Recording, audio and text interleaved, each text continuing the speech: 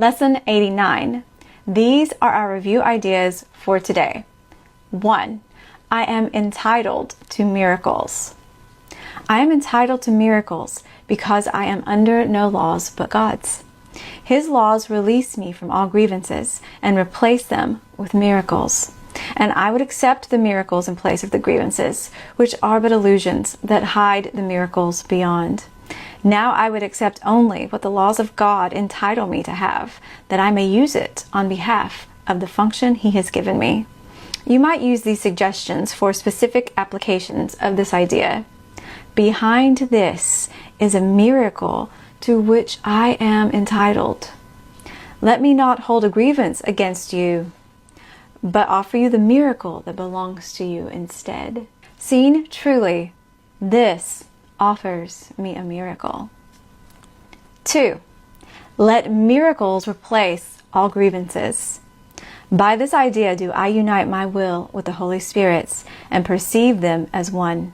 By this idea do I accept my release from hell.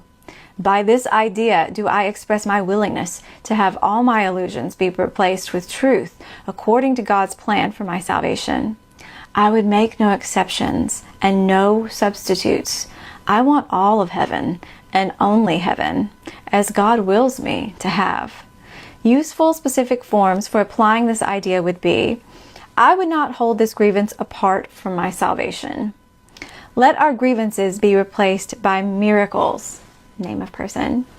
Beyond this is the miracle by which all my grievances are replaced. I am entitled to miracles. Let miracles replace all grievances.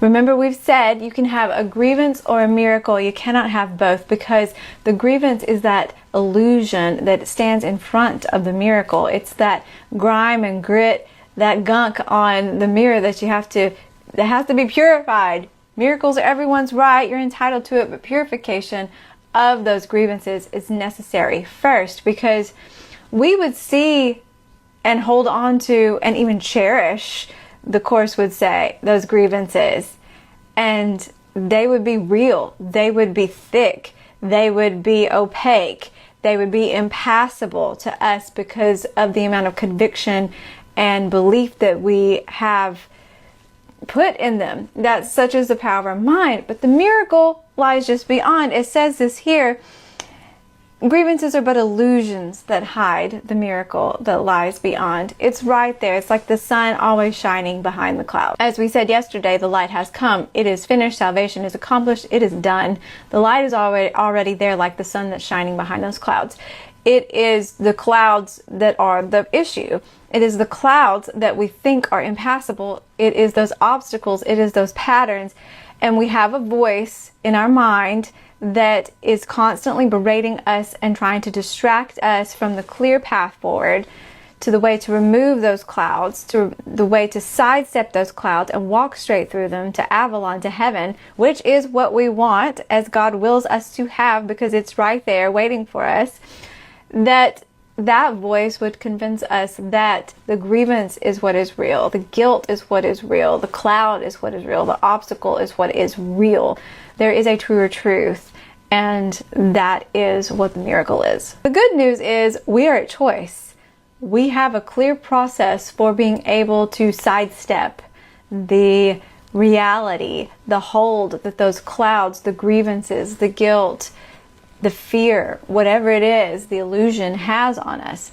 And it's like, you just stop listening to that voice because you don't believe in what it has to say anymore. It's still going to try to chatter. It's still going to try to talk you into taking the wrong path and believing in holding on to the grievance.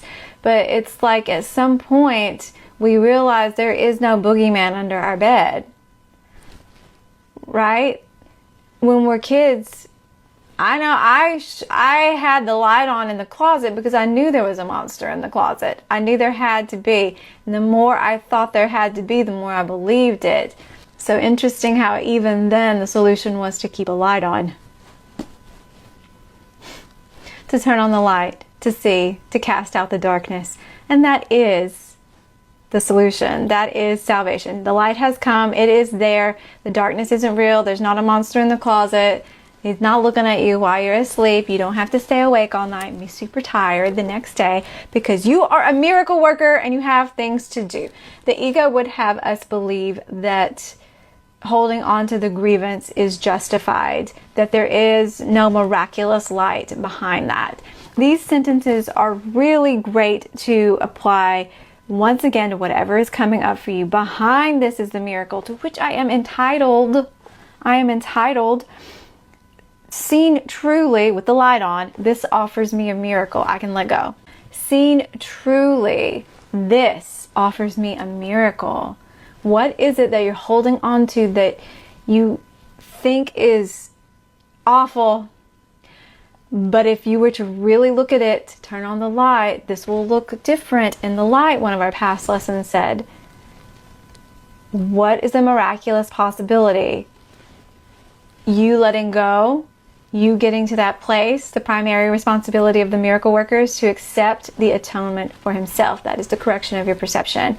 Until you get to that place, or a place of forgiveness with someone else or yourself, then you cannot see from that place of higher wisdom because you're still stuck in all of this. So you have to get there first in order to see it truly. I would not hold this grievance apart from my salvation. Let our grievances be replaced by miracles. Name the person that you're holding on to something with. I'm inserting this one person that is on my mind these days. Let our grievances be replaced by miracles. Seen truly, this offers me, us, a miracle. Not only us, the world. It really humbles you and takes you off your high horse. The ego has you on a high horse of separation, guilt, grievance, and conflict. It really knocks you back down. But it's interesting because it knocks you back down but lifts you higher up. You're really up here, but it knocks you off of that fake high horse that the ego would have you on. Beyond this nonsense, this grievance, beyond this conflict is the miracle by which all my grievances are replaced. Salvation. Beyond this is salvation. Beyond this. Beyond this is the miracle. Seen truly, this offers us a miracle. And that's what I want. Because that's what God wants for me, heaven. And that's what I'm entitled to, because He created me. And anything else isn't real. I'm entitled to miracles. Our function is to extend love in this loveless world, in this illusion. And we do that through the ultimate expression of love is forgiveness, is letting that grievance be replaced by truth, light, understanding, a miracle. And when we express love, we need to be open. We don't need to be bogged down by this personal stuff. It is so important. That's why our primary responsibility is to clean up all of that nonsense and all of the grievance, to accept the atonement, our correction, the healing for ourselves first. We can't give what we don't have, and we need to be open. We don't need to be guided to work a miracle and then be held back by our own personal stuff. We can't be effective at our function as miracle workers, expressing love in the world, if we are at the effect. That's what I always say. I just talked myself right back into my own saying. You cannot be effective if you're at the effect of the world. You cannot be effective at transforming the world if you're at the effect of the chaos and fear and guilt and separation of the world. I always come back to that, even when I'm not trying to, right? Because that is the aim of the miracle worker, is to clean up all of that and offer miracles to those who are still too bogged down on this level to even know to be willing, to even know to be open. It is a lot of responsibility, but that's who you are, miracle worker.